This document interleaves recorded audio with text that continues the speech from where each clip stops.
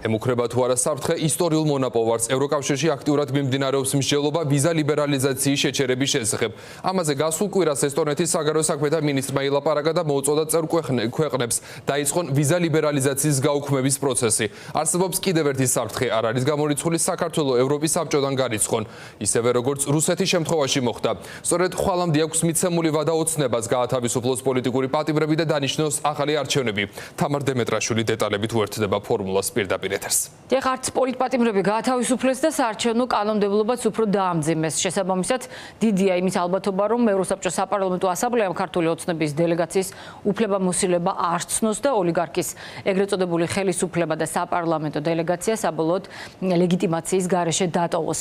საკითხი საპარლამენტო ასამბლეამ ხვალ უნდა განიხილოს, ამ დროისთვის კი ქართულ ოცნებას შეზღუდული ლეგიტიმაცია აქვს და ეს სტატუსი ასამბლეამ იმ პირობით მისცა ოლიგარქის რეჟიმის ეგრეთ წოდებულ დეპუტატებს, რომ პოლიტიკურ ანგარიშწორებას შეეშვებოდნენ და ახალი არჩევნებისთვის პირობები მოემზადებინათ. მათ არაფერი შეუსრულებიათ, ქვეყანა კი სულ უფრო მეტად ექცევა ავტორიტარულ მარწუხებში.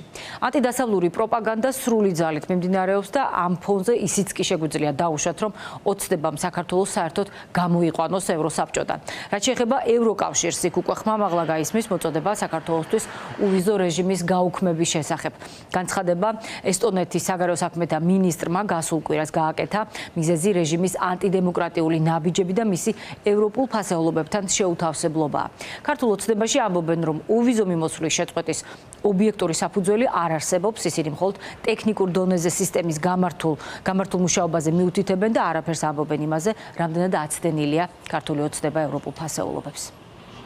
არ მგონია რომ ეს იყოს რეალისტური, იმიტომ რომ საქართველოს ადრეც მათქომი მაქვს ვიზის ნაწილში ძალიან კარგად თანამშრომლობს ევროკავშირთან და ის ბლოკები, რაც არის გათვალისწინებული ვიზა ლიბერალიზაციის ვალდებულებების ნაწილში, საქართველოს პირნათლად ასრულებს ამ ვალდებულებებს.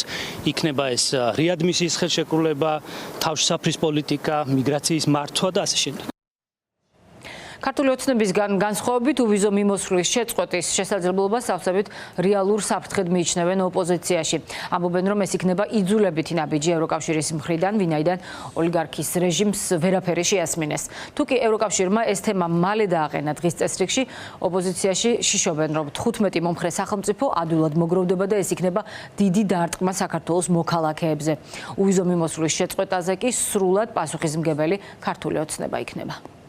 ძალიან მძიმე ამბავია ეს თითოეული საქართველოს მოქალაქესთვის და არავის არ ურჩევ ამ თემასთან თამაშს და ამ თემის არასერიოზულად ყურებას, იმიტომ რომ რეალური საფრთხე არსებობს გამომდინარე იქიდან რომ ბევრი ქვეყანა ივანიშვილის რეჟიმის გამო საქართველოს ამბობს იმას დღეს რაც ამბობს, ძალიან საშიში არის ეს პროცესი, იმიტომ რომ იქ კონცეფტს ვერ გადაარჩენს თქვათ ორბანი და სხვა რაღაცა პროპუტინისტური ძალები ევროკავშირის შიგნით. სამწუხაროდ საზოგადოების ნაწილი მაინც ვერ აღიქვამს საერთაშორისო იზოლაციაში მოქცევის საფრთხეს, როგორც ეკონომიკურად, ისე მაგალითად სავიზო რეჟიმების ხელახლა დაწესებით, ეს იქნება უმძიმესი დარტყმა თითოეული ჩვენგანისთვის, ამიტომ აუცილებელია რომ ის პრესინგი, რომელსაც ჩვენ ვუკეთებთ ქართული ოცნების რეჟიმს, უფრო და უფრო გააქტიურდეს და არ მივიდეთ იმ სავალალო შედეგამდე, რომლითაც არა მხოლოდ ივანიშვილი, არამედ თითოეული ჩვენგანი იზარალებს. ვიზა ლიბერალიზაციის შეჩერების საკითხი დღის წესრიგში არ დადგებოდა, თურმე კარგი იყო და წარმატება იყო, ასე ყიდნენ ამ ყველაფერს. მეორე მხრივ საუბრობენ იმას, რომ შეჩერება სჭირდება ყველა წევრი ქვეყნის კონსენსუალური გადაწყვეტილება, რაც არის ასევე ტყუილი 15 ქვეყნის თანხმობა ამისთვის საკმარისია და ეს იქნება ალბათ ბოლო და ყველაზე რადიკალური ნაბიჯი იმისთვის, რომ უბრალოდ აქ რაღაც რეჟიმის წინააღმდეგ ნაბიჯები გაადგან. ვიზა ლიბერალიზაცია არის ხალხის მოპოვებული, შესაბამისად ვინმე დაზარალდება ვიზა ლიბერალიზაციით, ეს არის ჩვეულებრივი ხალხი და საქართველოს მოქალაქეები. ეს არ განასხვავებს ქართული ოცნების ამორჩეულს და სხვა პოლიტიკური გემოვნების ადამიანებს. მათაც ძალიან ბევრი ადამიანი ყავთ ემიგრაციაში, ისინი ძალიან ხშირად დადიან ევროპის სხვადასხვა ქვეყნებში და იღებენ იმ სიკეთეებს, რაც ძალიან მნიშვნელოვანია. შესაბამისად მათ მოუწევთ ყველაფერთან შეიჯახება.